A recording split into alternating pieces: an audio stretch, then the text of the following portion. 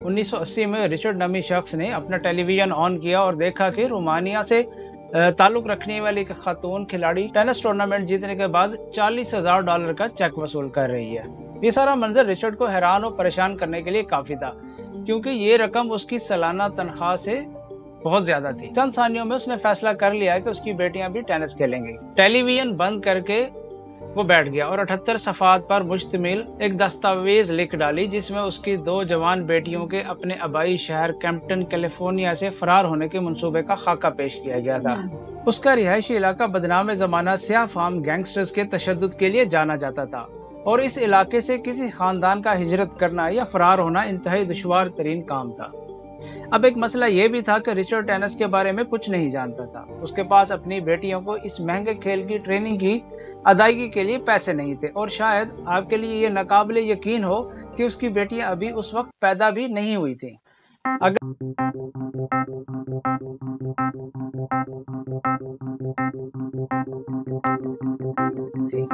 अगले 5 सालों में वो टेनिस के मुतालिक मैगजीन और वीडियो कैसेट्स वगैरह जमा करता रहा था।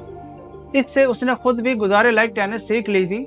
5 साल के बाद उसके प्लान के मुताबिक रिचर्ड ने अपनी 2 बेटियों के हाथ में टेनिस का रैकेट, वही रसाइल और वीडियोस और उनसे जो कुछ सीखा था सब थमा दिया। अब वो इन कमसन बच्चियों का बाप भी था और उनका कोच भी। उसने उन्हें टेनिस का खेल सिखाना शुरू किया। खेल खेलने के बुनियादी अशिया को खरीदने से कासिर रिचर्ड मकामी कंट्री क्लबों में जाकर इस्तेमाल शुदा टेनिस गेंदों को डब्बों से इकट्ठा करके उन्हें एक शॉपिंग कार्ट में लाता, ताकि उसकी बेटियां पब्लिक टेनिस कोर्ट में इनका इस्तेमाल शुदा गेंदों के साथ प्रैक्टिस कर सकें। रिचर्ड बतौर बाप बहुत ज्यादा हिफाजत करने वाला और जिस्मानी लिहाज से मजबूत शख्स था। टेनिस की तरबियत के दौरान अपनी बेटियों को हरासा किए जाने से बचाने की कोशिश करते हुए उसे मकामी गैंग के गुंडों ने 12 मारा पीटा भी था। एक मौके पर जब उसने अपनी बेटियों समेत प्रैक्टिस कोर्ट छोड़ने से इनकार कर दिया तो उन्होंने उसकी नाक, जबड़े और उंगलियां तोड़ दी और उसके कई दांत तोड़कर निकाल दिए। रिचर्ड ने अपनी डायरी में लिखा, आज के बाद तारीख दांतों के बगैर शख्स को हिम्मत की यादगार के तौर पर याद रखेगी।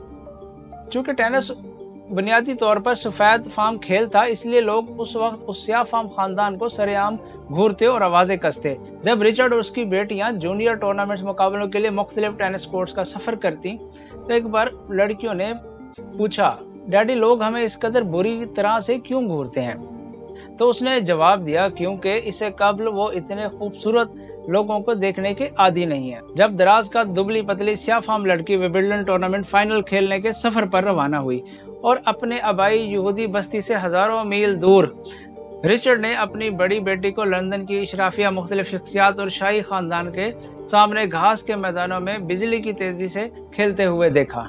ये वो वक्त था जब किसी ने भी टेनिस के किसी खिलाड़ी को इस कदर ताकतवर सर्व और तेज फुटवर्क के साथ नहीं देखा था, और ना ही उन्होंने कभी शॉट्स की इतनी ऊंची आवाजें सुनी थी जैसे हर गेंद को पीटा जा रहा हो और हर जर पर गेंद दर्द से कराह रही हो।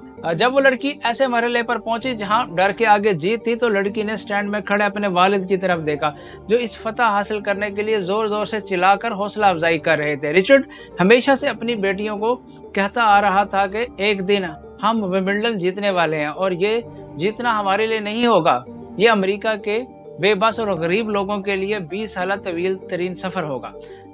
रिचर्ड के जद्दोजहद का मंसूबा अब तारीख की नाजुक मोड़ पर पहुंच चुका था।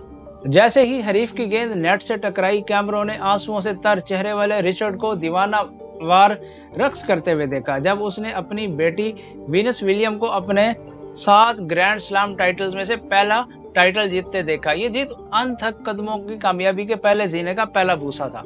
इसके बाद अगले कई बरसों में रिचर्ड ने अपनी सबसे छोटी बेटी सेरेना को भी 23 बड़े टूर्नामेंट जीतते हुए और टेनिस में अब तक की सबसे अजीम तरीन खिलाड़ी करार देते हुए देखा। टेनिस कोर्ट पर अपनी तमाम तर कामयाबियों के बावजूद वीनस और सेरेना ने कोर्ट के बाहर जो कुछ बर्दाश्त किया वो उनके सफर का सबसे मुतासिरकुन हिस्सा है।